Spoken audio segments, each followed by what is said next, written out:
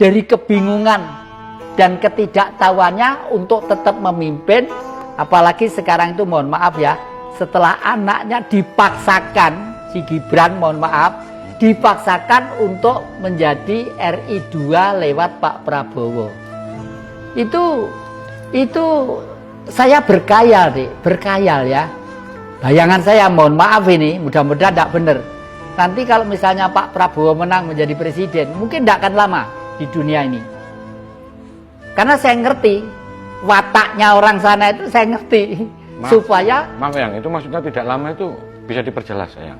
Tidak lama itu artinya umurnya. Gitu. Supaya si Gibran ini menjadi RI 1. Saman bayang nih, Saman sebagai warga bangsa Indonesia yang sudah berkeluarga dan sudah dewasa. Kalau kita dipimpin anak kemarin sore yang tidak pengalaman di politik, lalu catur di kelas dunia, apa enggak dibuat mainan Republik Indonesia ini? Loh, khayalan saya itu sampai di situ. Dan teori saya teori dialektika Marx tadi itu karena sana enggak menggunakan teori Marx, dianggap Marx itu komunis, Marx itu PKI, enggak, bukan. Marx itu berdiri sendiri, tese, antitese, sintese. Nah, tesenya Gibran dicalonkan, antitesenya kalau nanti menjadi presiden apa?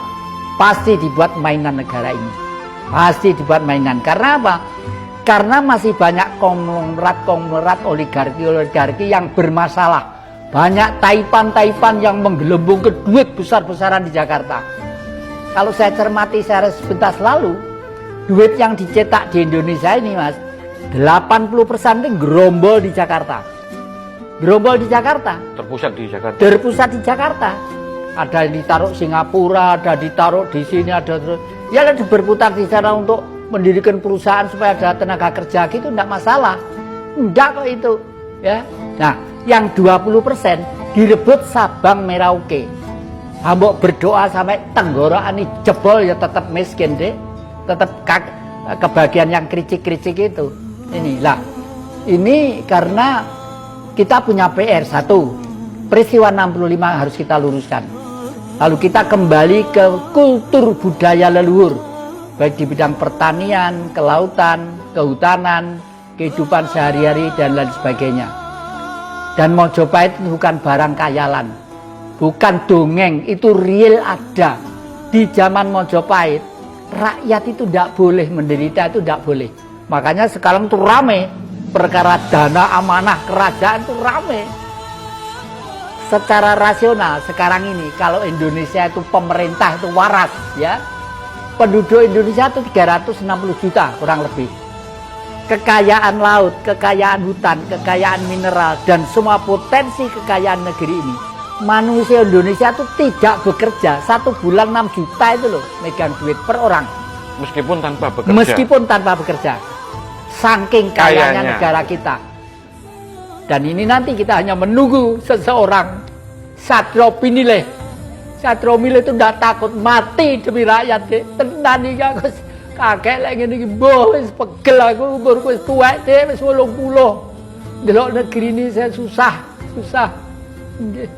Maaf yang ini ada sebagian orang itu yang mengatakan bahwa Mas Gibran itu termasuk menurut mereka itu Satrio Pinilih. Menurut jenengan yang pripun tanggapannya? Satrio Pinilih itu retorika bahasa, retorika politiknya, penampilannya itu wis ketok tadi. Lale arek rodok mbliut ngono mosok Pinilih. Dan berpolitik itu tidak bisa disulap, Dik. Enggak bisa disulap.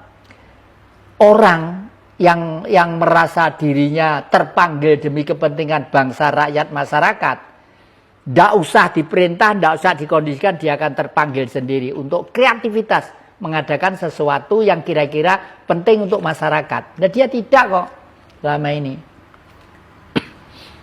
Itu. Terus terkait kalau toh nanti itu memang terjadi pemakzulan pada Pak Jokowi, kira-kira dampaknya entah itu baik atau buruknya apa itu ya?